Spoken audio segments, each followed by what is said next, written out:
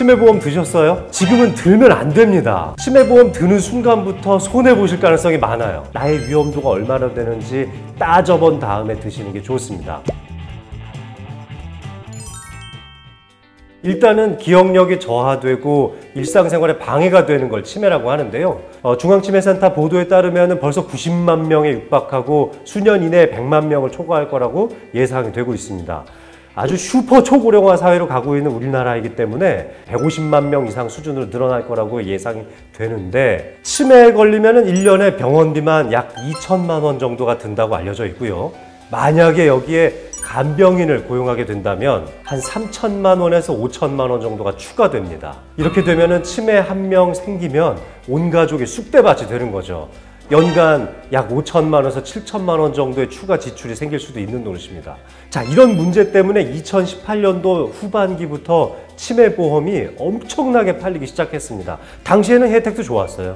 치매 초기라고 진단만 되면 일단 2천만 원, 치매 중증으로 넘어가면 3천만 원 추가해서 그냥 몇 년 안에 5천만 원씩 타먹을 수 있는 치매보험이 성행을 했었거든요. 당시에 로또 보험이다, 이런 한간의 우스갯소리가 있을 정도였습니다. 제가 이 보험금 청구 문제 때문에 환자나 보호자분하고 언쟁을 벌이는 일이 한두 번이 아닙니다.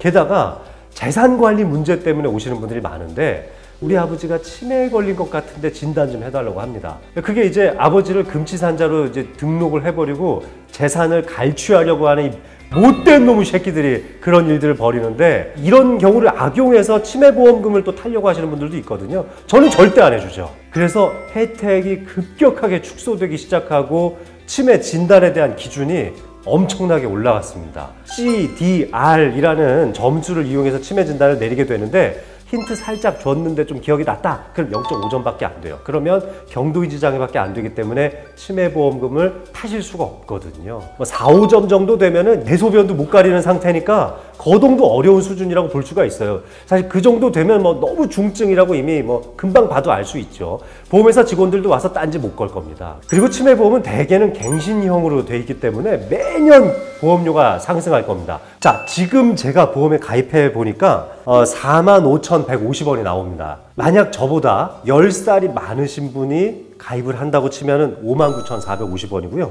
60대 중반이다 싶으면은 9만 원 정도 보험료가 나가고, 70대 중반 정도 되신 분들이라면은 16만 3천 원 정도 나옵니다. 근데 여성이라면 여기에 몇천 원씩 더 플러스가 되거든요. 그런데 그때 가서 내가 치매에 걸린다면 타먹을 수 있는 돈이 얼마나 될까요? 경증 치매에 진단이 되더라도 고작 500만 원, 1000만 원 정도 수준밖에 안 됩니다. 그리고 중증 치매로 진단이 돼도 1000만 원에서 2천만 원 수준이고요. 그러니까 지금부터 내가 치매에 걸릴 수 있는 날짜까지 계산해서 총 불입해야 되는 금액과 나중에 치매에 걸릴 수 있는 가능성에 얼마 타먹을 수 있는지 생각해보면 지금 치매보험 가입하는 건 완전 바보짓이죠. 저는 70대가 되기 전이라면 아직은 조금 보류를 하시라고 말씀을 드리고 싶고, 하지만 가입을 제가 독려해야 되는 분들도 가끔 있습니다. 예를 들면은 우리 부모님 두 분 다 치매였고 내가 지금 고혈압, 당뇨에 고지혈증까지 다 앓고 있는 상황이라면 가볍게 여길 수 없죠.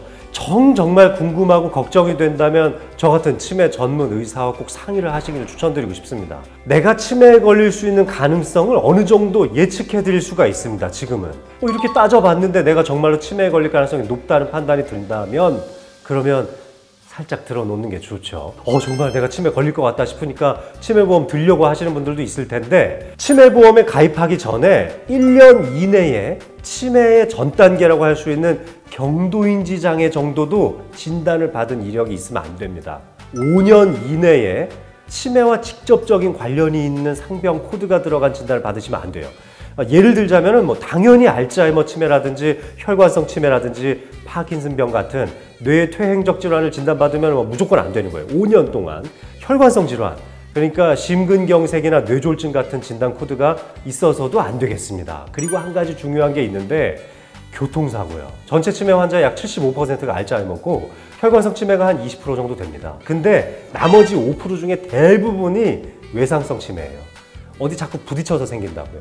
술 많이 먹어서 알코올성 치매 엄청 많이 생길 것 같죠? 술 많이 먹어서 자빠져가지고 뇌가 다쳐서 생기는 외상성 치매가 더 많습니다. 예를 들면은 교통사고 한번 당했는데 막 머리 아파가지고 MRI 찍고 CT 찍잖아요. 그럼 100% 외상성 뇌진탕에 대한 진단 코드가 들어갑니다. 고지 의무를 위반하셨다는 얘기를 듣고 나중에 치매 걸려도 보험금을 못 받으실 수 있습니다. 보험에 가입했다고 치자고요. 그러면 결국 내가 치매에 걸렸을 때 보험금이 나와줘야 되는데 내가 치매에 걸렸을 때 내가 그 돈을 잘 못 찾아 먹을 수도 있잖아요. 기억도 안 나는데 치매보험에 가입되어 있는지도 기억 못 하실 수도 있고요. 그래서 치매보험에 들 때는 반드시 이 치매보험을 누가 청구하게 될 것인지를 지정해 놓으실 수가 있습니다. 배우자 또는 직계가족 중 3촌 이내에 있는 직계가족을 지정하게 되니까 보험에 가입되어 있는 분들이라면 내가 대리 청구인을 누구로 지정해 놨는지 한 번쯤 생각해 보시고 점검을 중간중간 해둘 필요가 있습니다. 특약 상품 중에서 장기 요양보험 등급만 받아도 보험료를 받으실 수 있는 게 있어요. 예를 들면 꼭 치매가 아니더라도 뭐 관절염 정도만 앓거나 허리가 아파서 거동이 불편해지셔도 요양 등급을 받으실 수가 있거든요. 기존에 좋은 보험들을 많이 가지고 계시다면 실손보험 같은 것들이요. 있다면 거기에 장기 요양보험에 대한 특약이 있다면 그쪽으로 가입하시는 게 더 좋고요. 치매보험을 들어서 장기요양보험을 보장받으시라는 얘기는 아닙니다. 치매보험은 기본형으로다가 일단 내가 진짜 치매에 걸릴 가능성이 있으면 일단 들고 그리고 나서 특약을 고려해 보시면 좋을 것 같습니다.